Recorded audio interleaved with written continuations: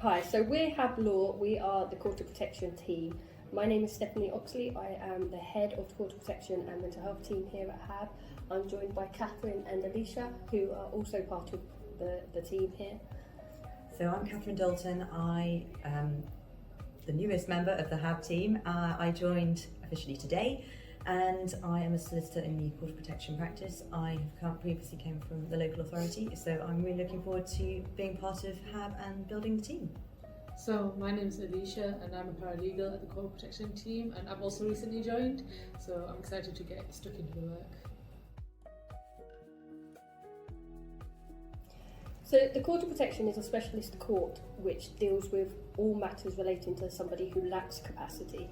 So for example, if somebody doesn't have the mental capacity to make decisions about where they live or where they receive care, the Court of Protection will step in to make that decision on that person's behalf. HAB would be contacted by an independent advocacy service and asked to, or instructed to work with a court advocate or with an independent advocate to support the advocate in the legal process. So for example, making a Section 21A challenge under the Mental Capacity Act, that is when HAB would get involved.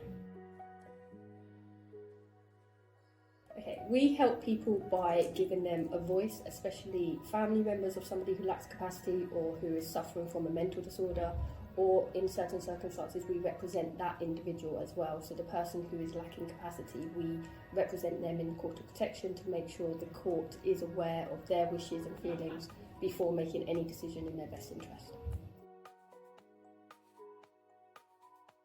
So more often than not, when somebody lacks capacity, they will already have an advocate appointed to them who will be able to talk that person through what type of support they need and whether legal support is required.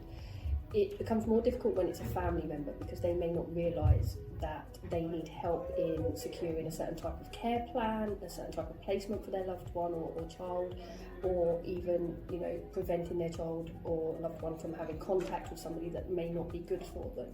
So anybody who lacks capacity and is in a situation where either themselves or their loved ones feel isn't in their best interest, they should seek support from a lawyer.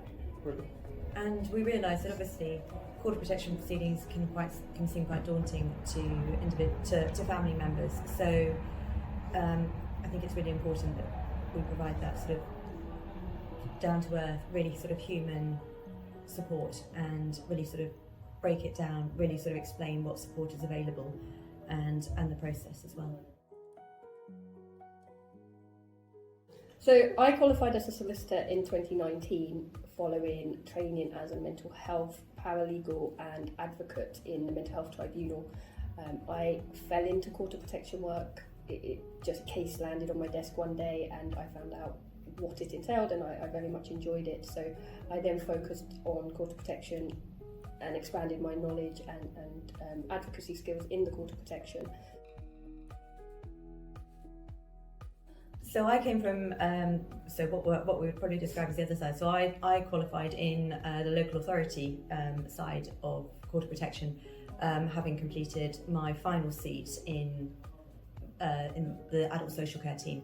So that's similar to Steph in the way that I almost fell into my role, but actually having spent sort of 9 months in training seat, I realised that actually it's a rapidly growing area of law. It's incredibly interesting, and over the next couple of years there will be some significant changes. So actually it's a really exciting area of law to work in.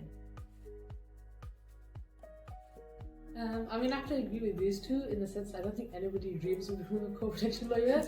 You kind of just always fall into it in that sense. Yeah. So for me, I graduated last year from university, and I applied for a paralegal role, not knowing what the position was or what the sector was specialising in, and it turned out to be court protection. So I got my training through there on the other side as well of the financial and deputyship side of court protection. And recently I joined HAB Law, and it was very much an interesting area of law, and I can see that it kind of dips into other areas as well, which makes it quite unique. The Court of Protection and the area of law in which we practice, being mental incapacity, is so important because it affects so many people, and it's not just one shoe fits all. everybody at some point in their life has a loved one or a friend or knows somebody that has had a period of incapacity. So I believe we touch the lives of pretty much everyone that we come across, and you know, it's such an important area of law because it's so widespread.